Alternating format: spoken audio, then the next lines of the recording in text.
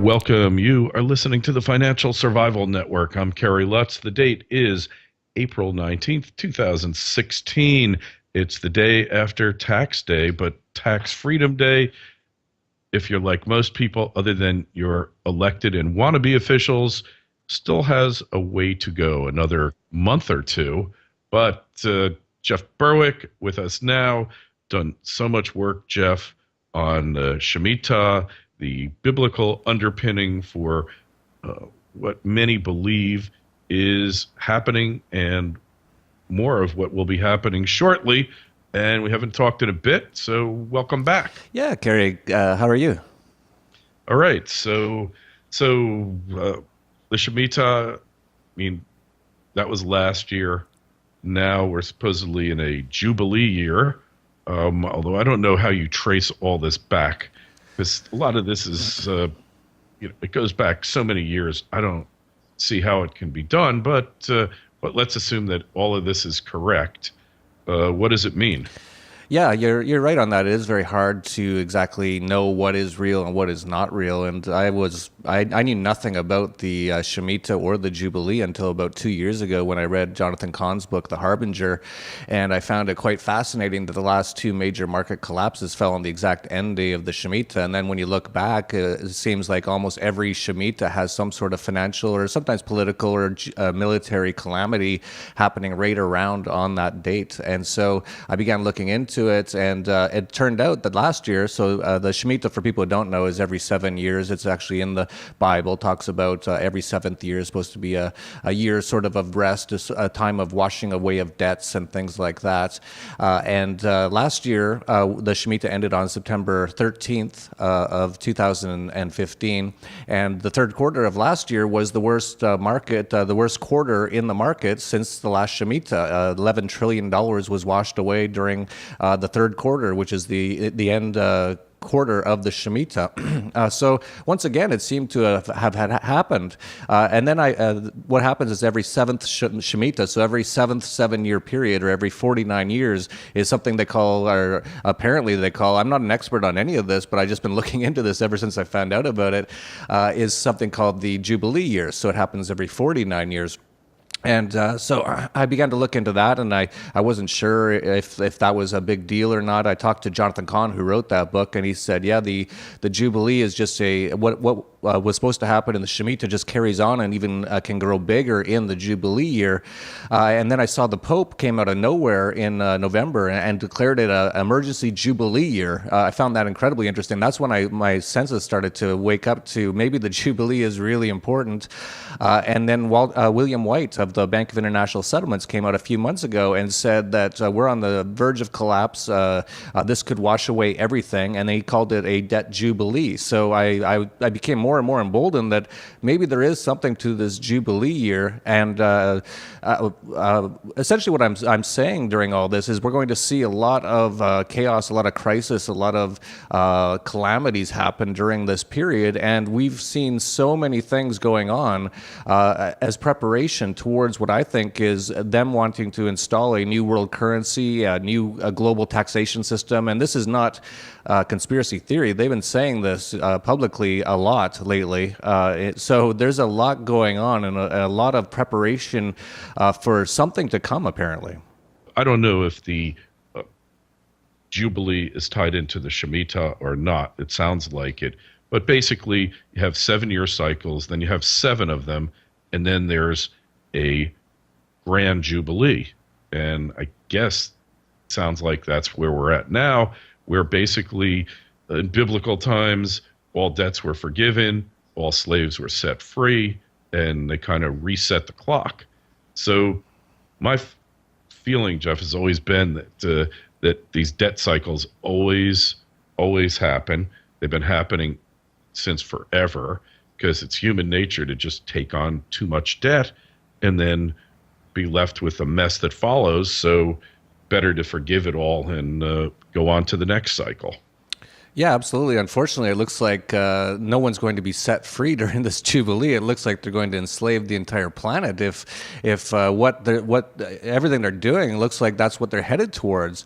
I even think even this Panama Papers leak was part of it. Essentially, it only took me a few minutes and maybe a few hours to realize what had happened there.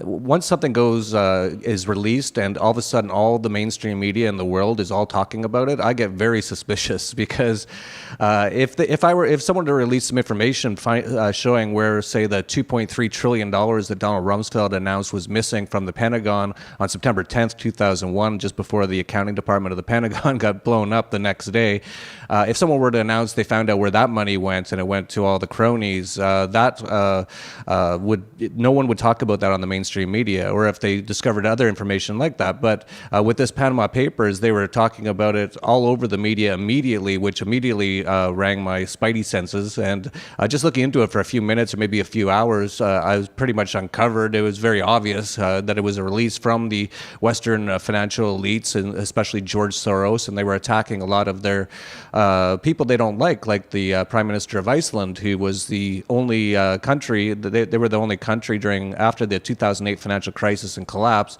during the last Shemitah that jailed bankers. And I don't think the banksters really like that. And so in this Panama Papers, they put in stuff about him, and he was essentially run out of office the very next day. And actually, the very next day, a number of the bankers were released from jail. So it's quite obvious that this was an attack on the enemies of the West. The people who were standing up to this banking system, to the central banksters, to the IMF, the BIS, and trying to bring in a one world currency, a one world bank. So that was just the beginning of a number of things they've been doing over the last few weeks. So this is, again, I call it a financial false flag, or a financial terrorist attack on essentially privacy and the ability to transact worldwide. They're trying to close it down right now. So when you brought up that the Shemitah is supposed to be a time where debts are forgiven and slaves are set free, a lot of these banksters are very into the occult, and I think they're trying to do the exact opposite during this period of time. Yeah, well, it kind of reminds me of Anonymous. Same kind of thing. I always believed that was a similar exercise. And look, let's face it, Americans have known for a while Panama is not safe to keep your secrets there.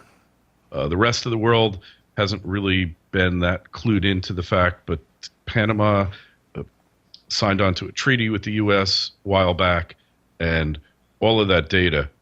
And then I guess you've got to use lawyers wherever they are to do all these things. But Panama was not the place, the epicenter of tax evasion and foreign money havens for Americans, and hasn't been for decades. So that's what made me suspicious. Like, why Panama? Now, granted, this law firm has branches all over the place, but haven't heard of many Americans caught up in it. And we have seen a number of connections to the Clintons pop up from it, which is interesting. I'm just wondering, with the revelations on Putin's best friend, who happens to be worth a couple billion, what Putin's next move is going to be here. Yeah, there's so many repercussions to what has happened, that's for sure. And when they attacked Panama, and I had the same feelings on you as Panama, as a person who tries to help a lot of people to internationalize their assets and to get outside of some of the control systems of the government who claims to own them. I've told Americans many times when asked over the years, many of them will say, should I move to Panama? Should I move my assets to Panama? And I've always told them, well, Panama is incredibly tied into the U.S. ever since the U.S. took it over with Noriega and all that decades ago, and they've got their military there. The U.S. is incredibly tied into Panama. So I've told Americans that if you're looking to somewhat get away from all these controls of the government who claims to own you, the U.S. government, that Panama would be the least best place to go outside of the U.S. Really, one of the least best, and that turned out to be fairly true. With these attacks of the Panama Papers, they've attacked so many people. Putin, I don't know what's going to happen, but you're totally correct on the Americans. There was really hardly any Americans named in it. That is another massive red flag that obviously came from the Western intelligence agencies or the elites who control them. I think the only American who was really named was Tina Turner, who was...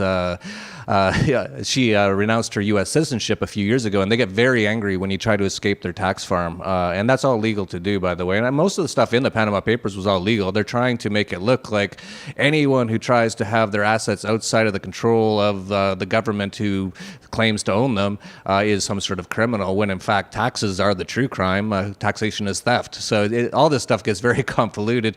But you're right, they hardly had any Americans in there, even though there might be some ways to connect to some Americans through some of the documents released. But in essence, if people were really just trying to get their assets outside of their own country, that's not a criminal act.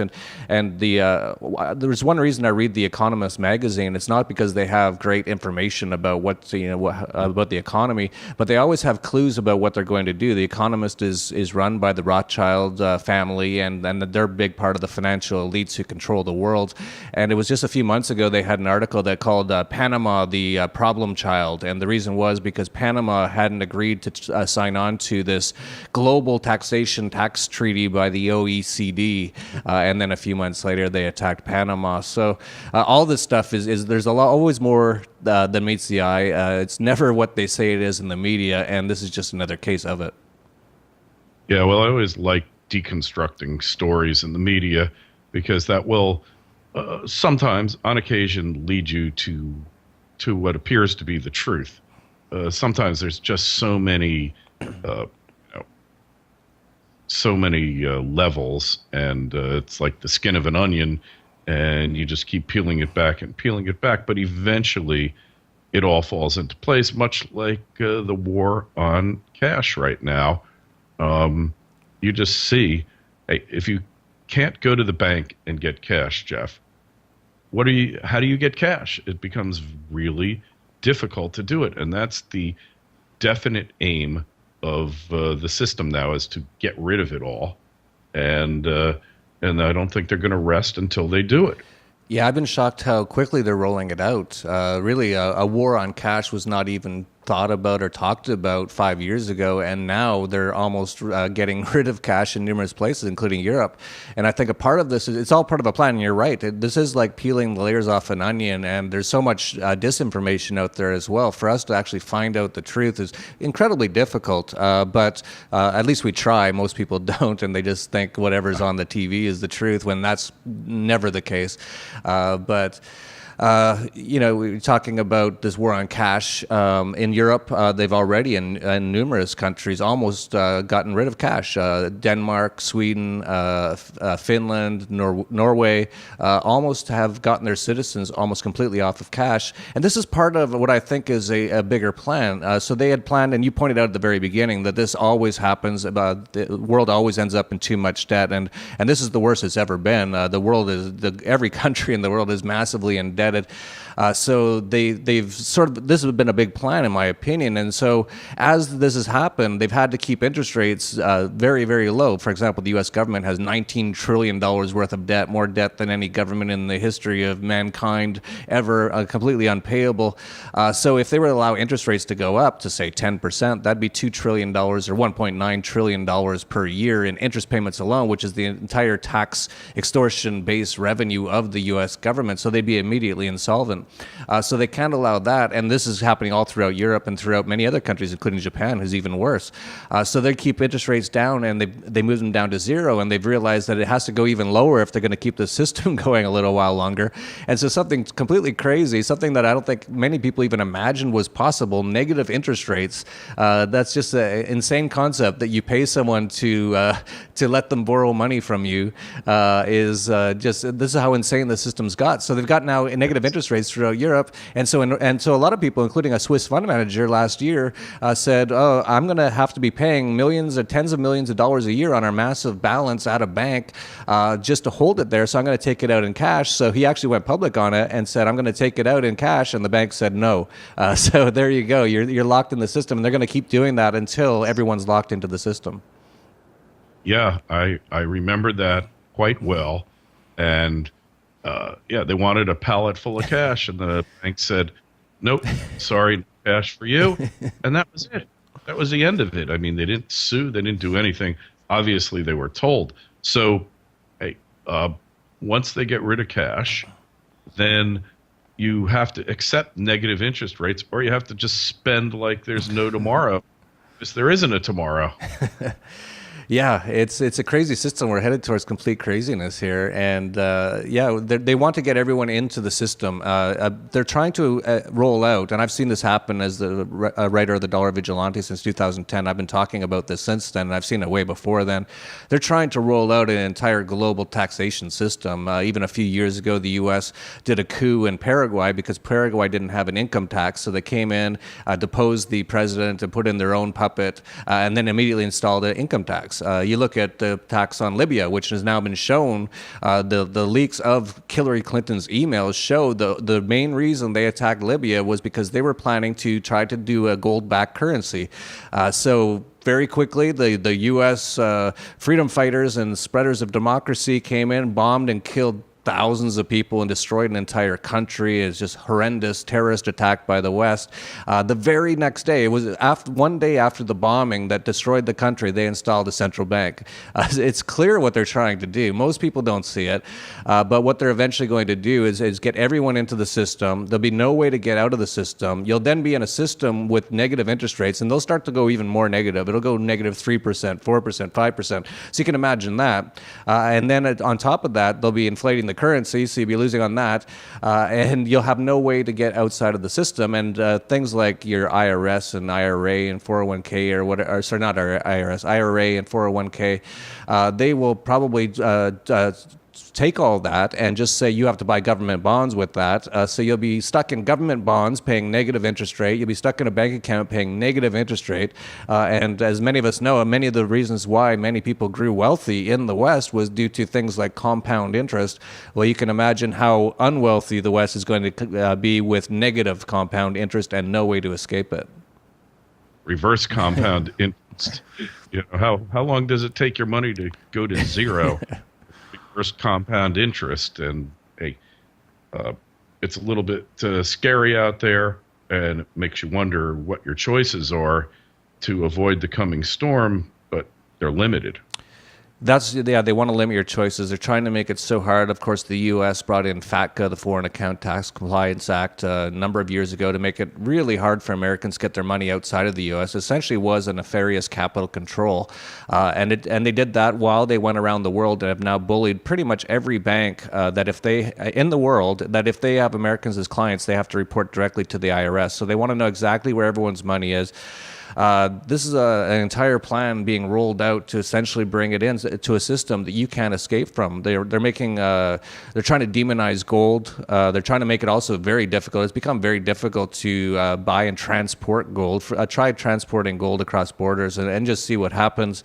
So actually, I'm still obviously a big fan of gold and silver as a way to protect yourself from this, but it's going to become more and more difficult. And a lot of people might say, oh, listen to this guy, he's a conspiracy theorist. Well, in 1933, the U.S. government confiscated gold. So I'm not saying anything that hasn't happened in the land of the free, which is a complete and total lie, as most people hopefully know, but many people don't still, it's going to happen. So actually, one of that's why cryptocurrencies, by the way, for people who don't know much about cryptocurrencies like Bitcoin, that's why they're doing so well. And I expect them to continue to do well because it's a system that they cannot control. There's no way for them to turn off Bitcoin, to arrest the Bitcoin CEO. There is no Bitcoin CEO. To go to the Bitcoin office and with their SWAT teams and shut it down, which they would if it existed. There's no way to do that. The only way to shut down Bitcoin is to turn off the power and turn off the internet, which is actually an option they're considering. That's why the internet kill switch is talked about all the time. People have to wake up. We are about to be completely enslaved. And no, I'm not crazy at all. I'm telling you the exact 100% truth. Now, some of the predictions I make might not come out to be, and that's because we can stop them. But people, if you haven't woken up, and if you think everything's going to be okay, and if you just ignore all this stuff, you'll wake up one day and you won't believe the world that you end up living in. Yeah, that is the fear. And of course, that's what you write about regularly. And hey, got my start here. Yours was one of the websites, my regular go-to websites, dollarvigilante.com. Go check it out. And hey, Jeff, it's always good talking to you. Let's hope that the worst never happens, but always be prepared. Yeah, absolutely. And for people who want to find out more about the Jubilee and Shemitah, I did a video just last month that's gone viral. Just check it out at surviveshemitah.com. That's SHEMITAH.com. It's where I lay out exactly what I think has been going on and what they're trying to roll out. So I appreciate you, Kerry. You're always putting out great information, trying to help people wake up. And that's all we can do at this point is that's the only thing we can do is just try to help people to wake up before it's too late. Yeah, exactly. Wake up before it's too late. As always, you'll find a link to Jeff's site in the show notes to this interview. FinancialSurvivalNetwork.com, place to go. And Jeff, we'll talk to you again soon. It's getting interesting. It is. Thank you, Kerry.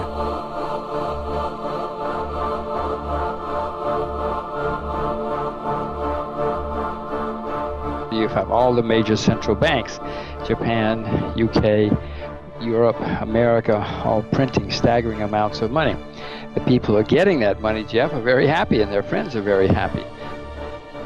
I believe in 2020 that we will be back into a rip-roaring, snorting bull market. And no one's got the guts to stand up and say, the truth. And the truth is it doesn't work. Printing money isn't working. Government is always mankind's biggest enemy throughout human history. It always has been. It's what destroyed Rome. It's what every empire has collapsed, and every war and all the billions of people have been killed. It's all due to government. So it is always our enemy.